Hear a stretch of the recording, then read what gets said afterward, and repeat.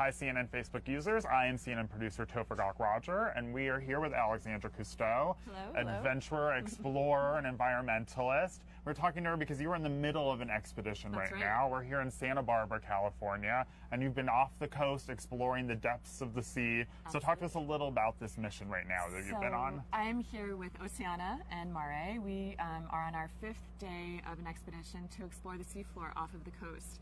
What we're looking for are deep sea corals, sponges, rocky reefs that give habitat, basically are like the homes and condominiums for a lot of the fish species that, you know, are commercial species that fishermen depend on, fish that we like to eat. But some of these fish, like the rockfish, can live 80 years. And so they need a place to live, and that's what we're looking for. We want to find those really pristine places that need to be protected before they're gone forever. So how do you locate these kinds of places? How do you know where to go? So that's why we brought along our remote operated vehicle. So this is like an underwater robot that can go down 3,300 feet. Wow. And it's a very sophisticated piece of equipment that requires 4 people to launch it, drive it, film with it. It can take still photography, video. It can also take samples of different things that we find, though we haven't been doing too much of that on this trip, but it's pretty amazing. And with this robot, we've been able to explore for hours and hours on the seafloor at some pretty deep places. I was going to say, how long are these expeditions? It really depends. I mean, some expeditions can go a really long time. This one is 5 days, so this is our 5th and final day. But we're really pleased with some of the places that we found. We found black corals that, you know, we haven't aged them here, but in other parts of the world, black corals have been found to live up to 4,000 years. So these are really important species that deserve to be protected. You don't want to rip up a 4,000-year-old coral. Right. I was going to say, it seems like we talk so much about kind of what's outside of Earth, what's in planet, or what's, you know, in outer space, but we don't, there's always so much on Earth we still don't know that remains unexplored. I couldn't agree with you more, Topher.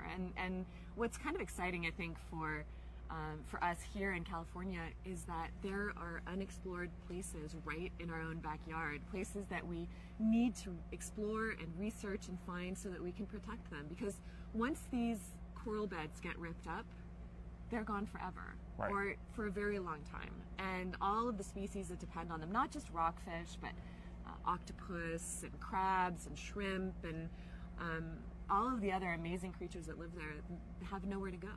And we want those species to exist, not just because they have value of their own, but because they're part of our commercial industry. I'm getting some user questions, so we'll start with Morgan, who asked, what are you looking for specifically, or if there is anything specifically? So specifically, we have really been looking at what is on the living seafloor and how is that associated with rockfish. Rockfish is a commercial species. You find it on most menus around here. But we need to know where they're aggregating, where they're spawning, where they're living, so that we can protect those places as habitat, so we can continue to have a commercial fishery, but also so that we can continue to have all of the other creatures that live in that habitat. Now, Kevin wants to know, what's the most satisfying thing about underwater exploration? Oh, that's a great question. You know, we were talking about this the other day with the crew, and you never know what you're going to find when you go out there. You might find nothing. So there's always the sense of, well, what is out there? Will we find the right spot? There's potential infinite number of places that we could drop the ROV. And when you drop it on a place where you find these beautiful, big, golden and pink corals, or huge sponges that have all of this life living inside them, or aggregations of baby rockfish, and you can see, wow, actually, they are living in these corals, they are living in these sponges. This is how it works, and this is where we need to protect. And now we have the film and the photography to bring back and show the policymakers and decision makers why. That's, I think, one of the most satisfying parts. But you could come home empty-handed, you know? Right, you never know. You never know.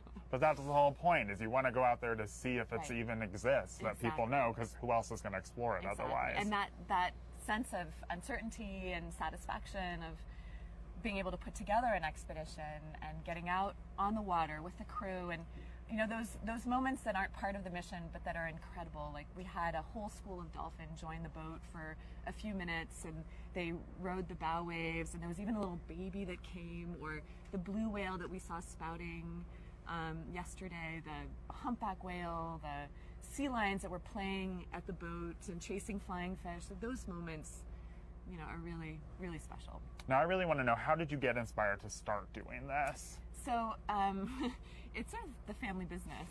It's in the genes. Yep, I think so. I mean, my grandfather was, you know, he invented scuba diving pretty much. He co-invented the regulator and really brought that tool into the world for all of us to use, all of us to be able to go scuba diving and do exactly what he did, and a lot of people do. My father was also working a lot with my grandfather. They made, you know, over 100 films about the ocean starting in the 1950s. And I grew up right in the thick of it. So my first expedition was when I was 6 months old in Easter Island, and it's just kind of been going ever since. So it's, I don't know, there was never any other option for me. There's no questioning what you wanted. I was brainwashed at birth. But good brainwashing, yes, apparently, because you're doing some good for the world here. Let me see. This is a good question. How does someone get this dream job? It is a dream job. And I think, you know, the nice thing about the world that we live in today is that exploration is no longer so much about being the first person to climb the highest peak or go down to the bottom of the ocean. I think, although there are a lot of firsts that we can still do, but I think exploration, we talk about this at National Geographic a lot, where I'm one of the explorers, and what is exploration today? It's evolved so much, and exploration, I think, for me, is about bringing back new perspectives as much as it is about going to a place for the first time, because there's so much that we have yet to understand about the world. There's so many new places that need our protection, that need our consideration, and we get really wrapped up in our everyday life. But seeing it somewhere through new eyes and bringing back that perspective and finding ways to share that with our circle of influence and protecting it, and understanding that we can explore in our own backyards. You know, we're in Santa Barbara's backyard right now. Right. So, and then for people who really want to actually go down the explorer's route, there are some resources. You know, National Geographic has several grants for new explorers, student explorers, young explorers. So that's one way to get started. If you have this wonderful idea to go exploring, check out some of the resources that National Geographic has, and follow along with Oceana, because we're exploring every day, and all of that exploration is going towards protecting our oceans, and we need people to be part of that, either as a wave maker or signing petitions, getting involved. There's going to be a council meeting in November here to decide whether or not we expand protections for the living seafloor off of the coast here, or we reduce it, or we leave it the same. So people need to be involved in that. Do you want to know, do you have a favorite memory, either exploring or just otherwise, with your grandpa? Well, I don't remember the first explorations because I was too small. But I remember when I was about 11, we were in French Polynesia, and I was there for about 3 weeks on the Calypso with my grandparents, and I went out with the crew every day, and they took me diving, and it was just this incredibly beautiful place. There were some sunken fighter jets from World War II that were there that we were looking at, and I remember, and this is sort of the biggest excitement for me in any expedition, the ones that I've done, that I've put together, or the ones that I grew up with, is that sense of camaraderie with the crew. When you have a good crew and you're on a mission and you're out there in the world experiencing and exploring and telling stories and bringing back footage, that feeling of being with those people and sharing that experience is my favorite. What is the most beautiful place you've been to or been able to explore? That's a really difficult question, but there's two places that I would recommend anybody try to visit. The most beautiful place that I've been recently for scuba diving is Sipadan in Malaysia, and it's hard to get to, and I know it's far away, but it is a place that feels like you've gone back in time to see the oceans the way they once were everywhere in the world, and now are in just a small number of places. And that was really exceptional diving. And I think for land lovers, one of my favorite places that we were on expedition is the Okavango Delta in Botswana. And this is the only inland delta in the world, and it's just lush with water features and elephants and all sorts of wildlife. The people are extraordinary. They do a lot to protect their environment, and it's definitely top of my list. So thank you guys for submitting your questions on Facebook, and thanks so much for participating, Alexandra. Quickly, where can people follow your travels and things on social media?